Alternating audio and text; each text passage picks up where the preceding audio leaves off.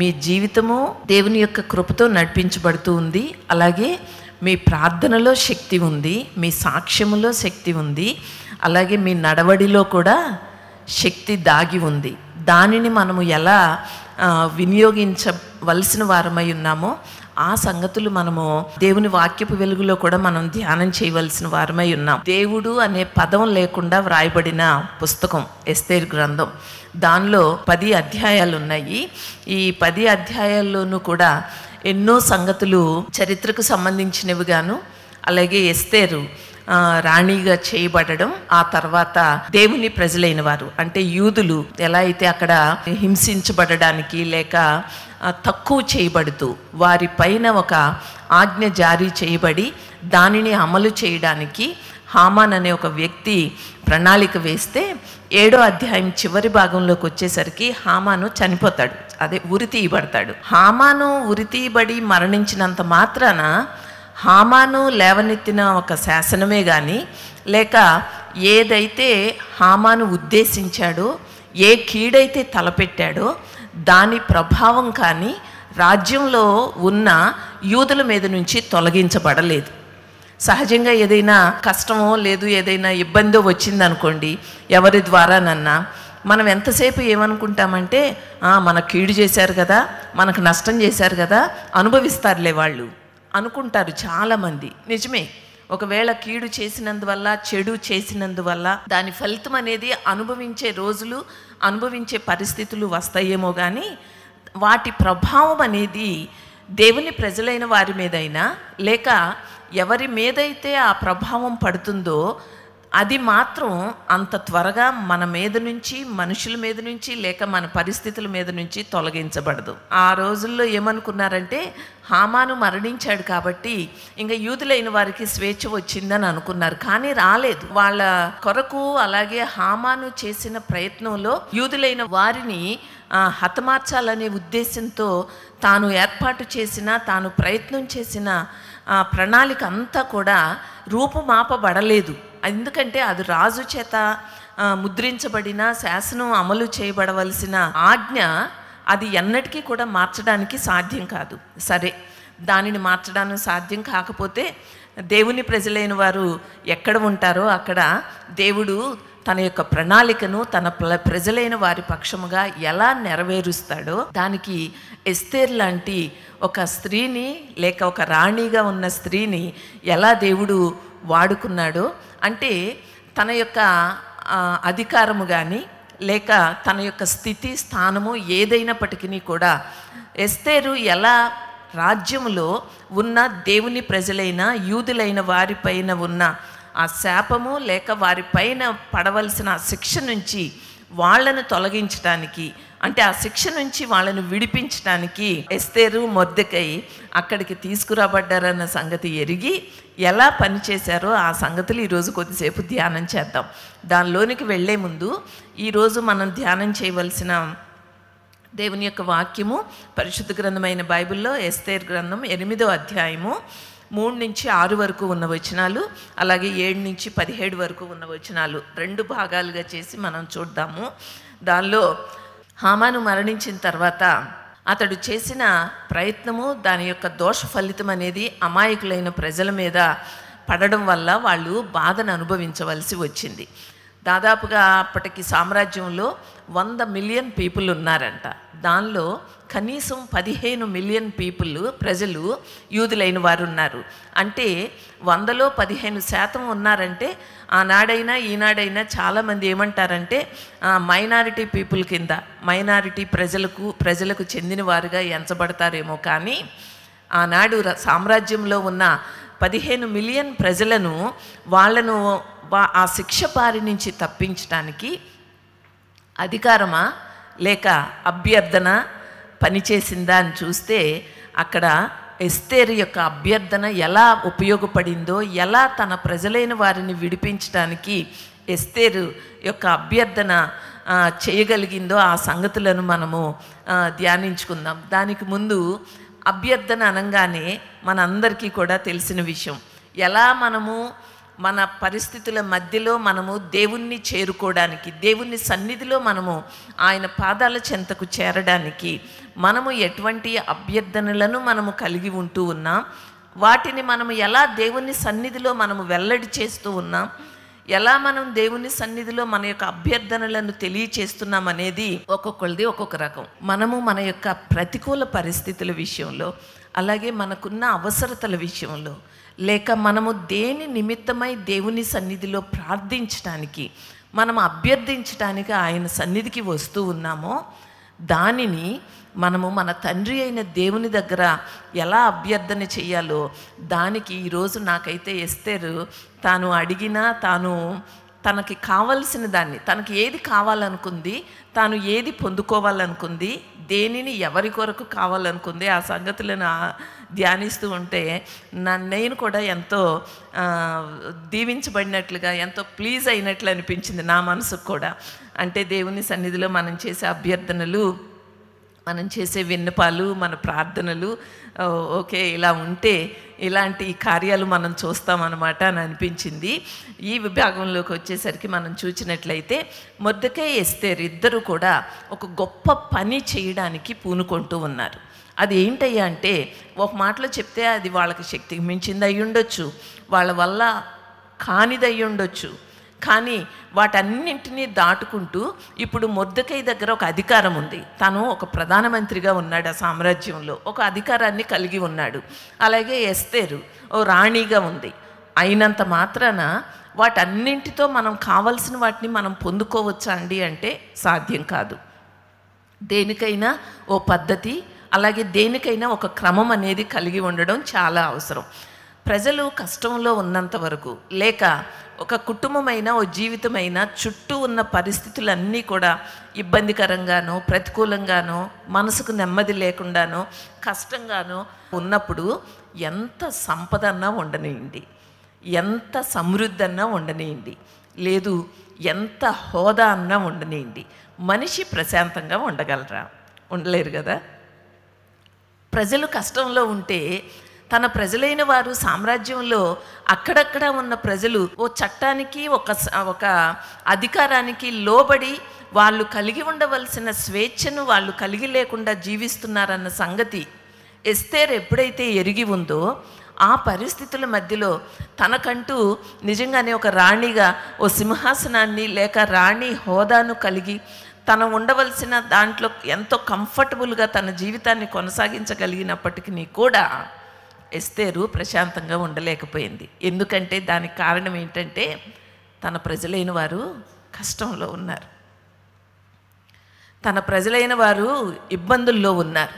వాళ్లకు క్షేమం కలగకుండా నేను క్షేమకరమైన స్థానంలో ఉన్నప్పటికీ కూడా నేనైతే సుఖంగా ఉండలేను, నేను సుఖంగా లేను అనే సంగతి తాను ఎప్పుడైతే ఎరిగి ఉందో వెంటనే తాను ఏం చేసిందంటే, నేను ఇప్పుడు విశ్రాంతి తీసుకుంటూ హ్యాపీగా హాయిగా కాలక్షేపం చేసే రోజులు కాదివి, పరిస్థితులు కాదివి అని గ్రహించి తన జీవితాన్ని, అలాగే తనున్న పరిస్థితుల మధ్యలో ఎలా అయినా సరే రాజు దగ్గరికి వెళ్ళి, ఎవరి దగ్గరకు వెళ్ళి ఏ విషయంలో ఎలా తాను తన ప్రజలను విడిపించడానికి తను పని చేయాలో, ప్రయత్నం చేయాలో దానిని చేయడానికి మొదటిగా ఆమె పూనుకుంది. చాలామందికి జీవితం సాఫీగా వెళ్ళిపోతూ ఉంటే నేను బాగున్నాను, నా కుటుంబం బాగుంది, అవి ఉంది, ఒక ఆదివారం ఆరాధనకు వెళ్ళి మనం అనుకున్న ఆ ముడుపులు, ఆ అర్పణలు మనం అనుకున్నవి చెల్లించి వచ్చేస్తే మన జీవితం అంతా కంఫర్టబుల్గా సాఫీగా సాగిపోతుందని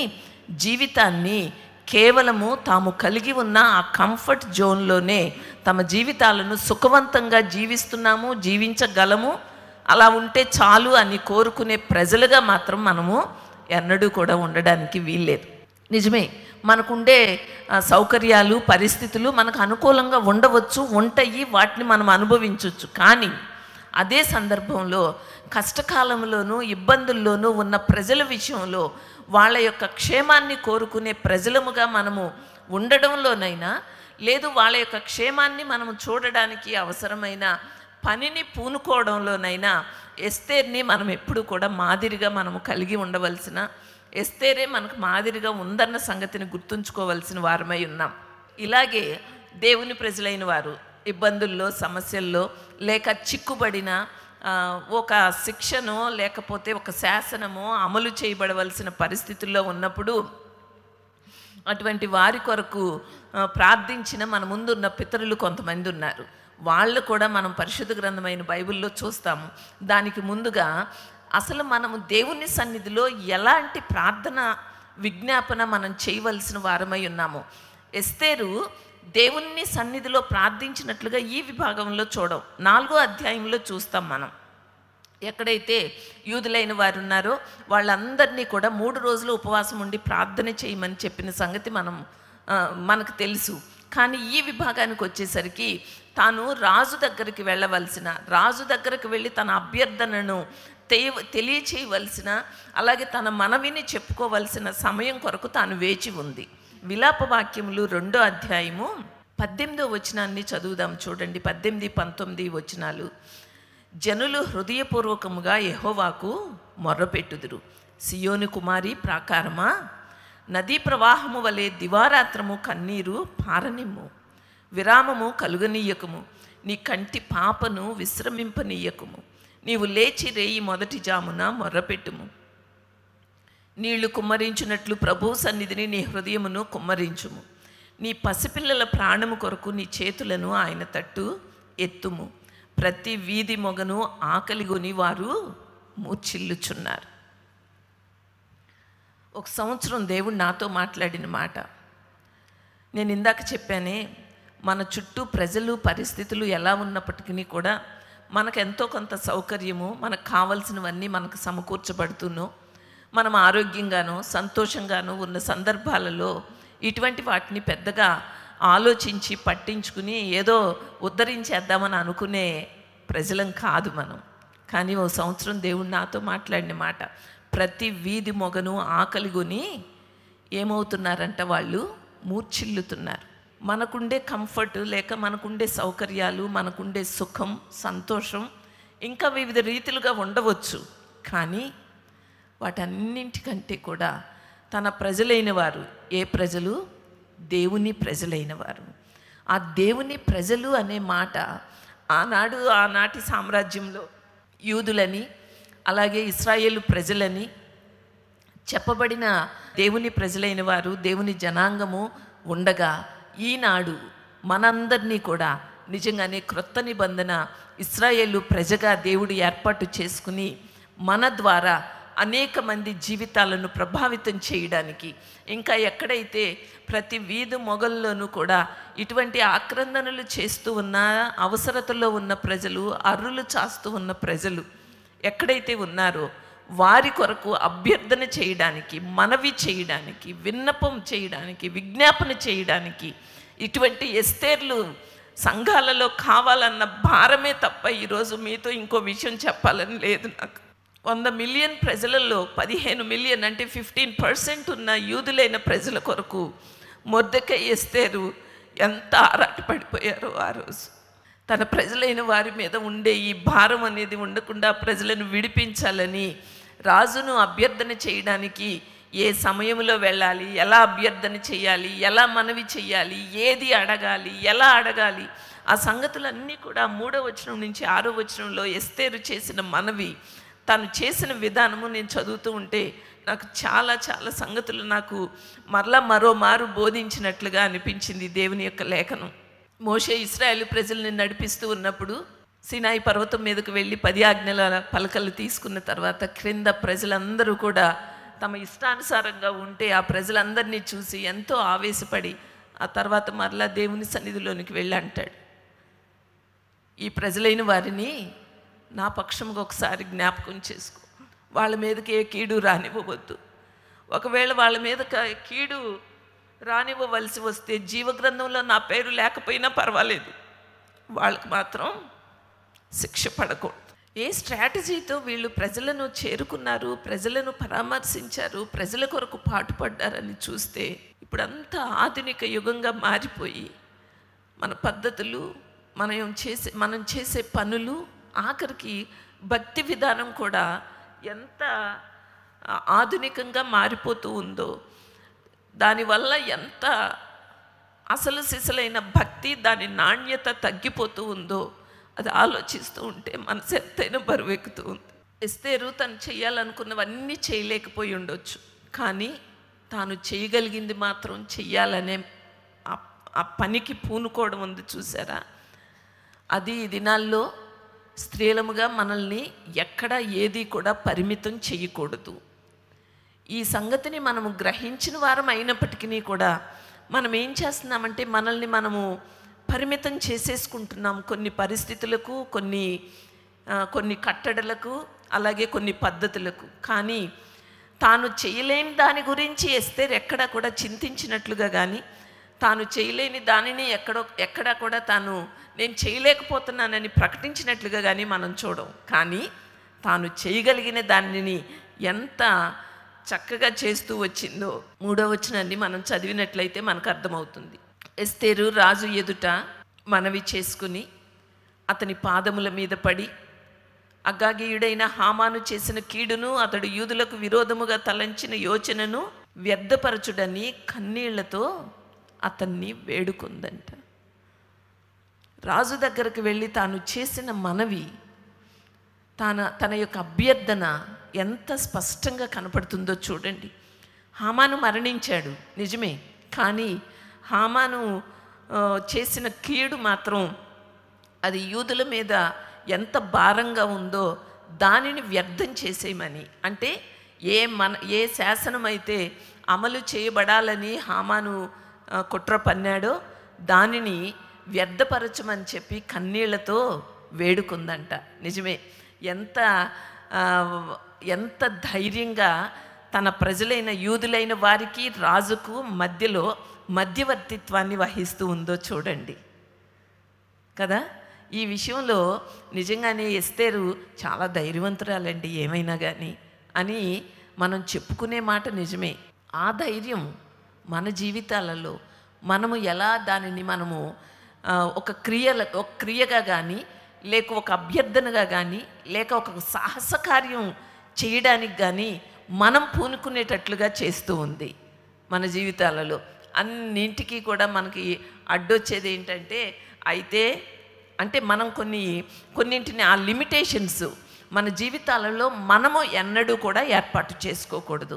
దేవుడు మనకు అనుగ్రహించిన ఏ ద్వారం గుండానైనా సరే, అంటే ఏ అవకాశం గుండానైనా సరే మనము ప్రయాణం చేయడానికి, మనము వెళ్ళడానికి, మనము పూనుకోవడానికి, ఆ పనికి ఎన్నడూ కూడా మనం వెనుకంజ వేయడానికి వీల్లేదు. నేను దీన్ని స్టడీ చేస్తూ ఉన్నప్పుడు నాకు ఇంకొక లోపమని నేను అనలేను, కానీ ఇంకొక విషయం కూడా నేను గ్రహించాను. అదేంటంటే ప్రతిదానికి మనం ఏమంటామంటే నేను నీ సన్నిధిలో కూర్చొని ప్రార్థన చేస్తాను, మిగిలినంతా నువ్వు చూసుకోను ఆయన.